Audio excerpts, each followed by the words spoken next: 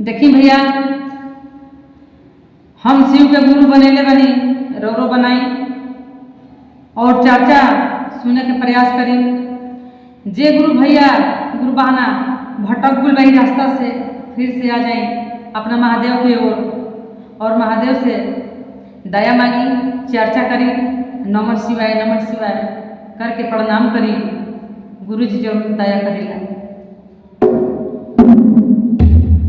अच्छा नहीं भैया, एगो भजन के ओर हम चलत नहीं, और सब सुने के प्रयास करब। लाली लाली आँखिया से पापा मोरा बरी जले, अरे भैया मोरो बरी जले, मौत जई हा सेवा गुरु के चरणवा, मौत जई हा सेवा गुरु के चरणवा, मौत जई हा। लाल लाल आँखिया से पापा मोरो बरी जले, अरे भैया मोरा बरी जले, मौत जई हा सेवा गुरु के चरणवा, मौत जई हा सेवा गुरु के चरणवा, मौत जई हा। पापा गोइले बजरिया भैया रे हाथी सारवा, भैया रे हाथी सारवा, हम गोइनी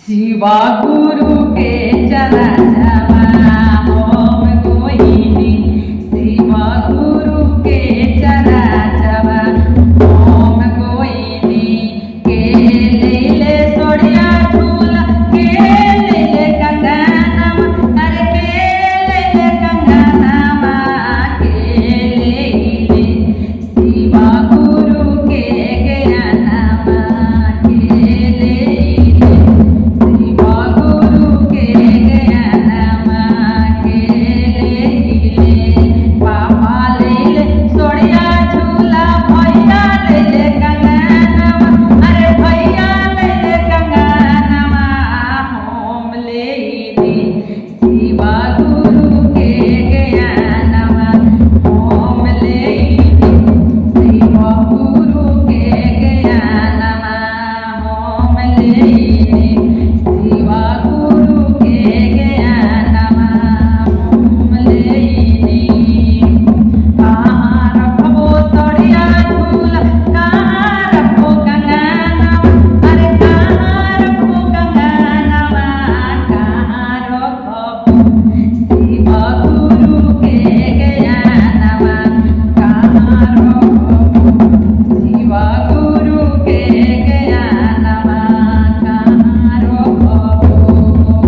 अरे पेटी रखबो सोड़िया झूला, पेटी रखबो कंगनवा, अरे पेटी में रखबो कंगनवा, दिल में रखबो, अरे दिल में रखनी शिवा गुरु के ज्ञानवा, दिल में रखबो शिवा गुरु के ज्ञानवा, दिल में रखबो।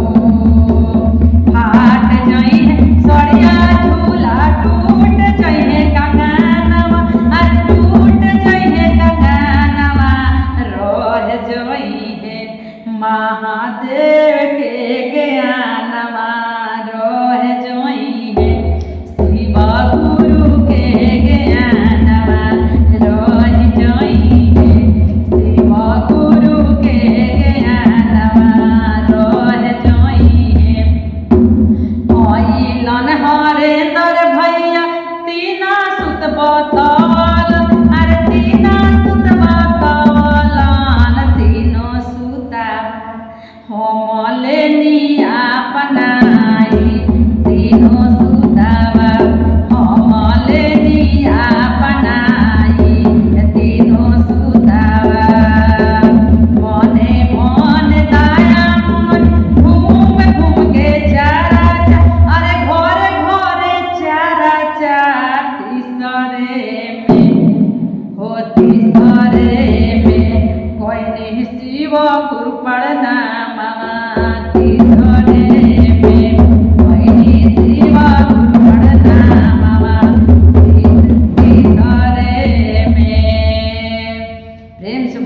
दरबार की जय। हर हर हर महादेव।